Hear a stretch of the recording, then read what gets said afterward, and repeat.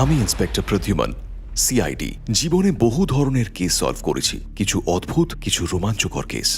যেমন ছিল 7 বছর আগে এক ভূতের হঠাৎ জেগে ওঠা। সেদিন 3000 বছরের পুরনো মমি জেগে উঠেছিল। ফিল্মের শুটিং চলছিল। প্রডিউসার ধীরজ জীবনের সব পুঁজি ঢেলে শুটিংয়ের জন্য আসল মমি আনিয়েছিলেন ট্যালেন্টেড ডিরেক্টর অঙ্কুশের প্রথম ফিল্মের জন্য। দ্বিতীয় কারণ ছিল হিরোইন শীতল, যে ক্যারিয়ারের শেষ প্রান্তে এসে শেষবারের মতো ক্যারিজমা দেখাতে চাইছিল। খুব ন্যাচারাল লাগছে। আচ্ছা শীতল, আমার কথা শোনো। তুমি একেবারেই মমিকে ছোবে না, ঠিক আছে? প্রায় 3000 বছরের পুরনো, অত্যন্ত এক্সপেন্সিভ জিনিস। তুমি শুধু অ্যাক্টিং এ মন দেবে। হ্যাঁ ঠিক আছে, বুঝেছি। Close up shot, one take. Got Yes. ইট?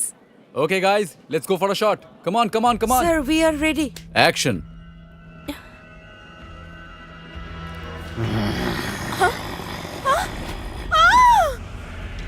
হ্যাঁ, এটা কি করে হলো? ও মাই গড, বাঁচাও আমাকে। Help me. কাছে আসবে না। আরে ওকে কেউ বাঁচাও! কি করে হলো? আরে আগুনটা কেউ নেভো! আরে কেউ জল নিয়ে এসো। সব পুড়ে ছাই হয়ে যাচ্ছে! শিগগিরই কেউ বাঁচাও আমায়। Please, কি করে বাঁচাও? হাজার হাজার বছরের পুরনো মমি রহস্যময়ভাবে জেগে উঠে সব তছনছ করে দিয়েছিল।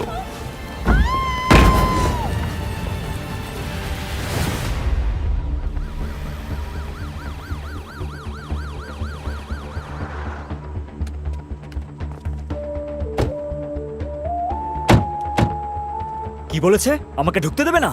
দেখছি। আজ 7 বছর পর সেই একই পরিবেশ, একই লোক, একই scene.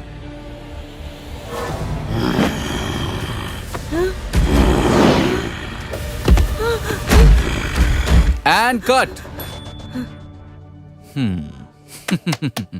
Hey, come on, listen guys.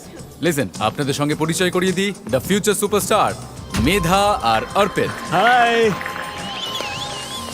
ফালতু, ফ্লপ, বেকার। লোকে আমাকে এসবই বলতো যখন প্রথম ফিল্মেই অ্যাক্সিডেন্ট ঘটে গেল। আর আজ আবার সেই একই সিন। আজ তো আমাকে পাগলও বলবে সবাই, কিন্তু আমি এই সব কিছু করছি শীতলের সম্মানে। অঙ্কুশ শীতলকে অমর করতে চেয়েছিল, কিন্তু কয়েক কিলোমিটার দূরে কেউ শীতলের শেষ মুহূর্তের ভিডিও মন দিয়ে দেখছিল। 1 মিনিট। এটা এটা তো অ্যাক্সিডেন্ট মনে হচ্ছে না। এটা তো ষড়যন্ত্র, কারো চাল। আমাকে রিপোর্ট করতে হবে।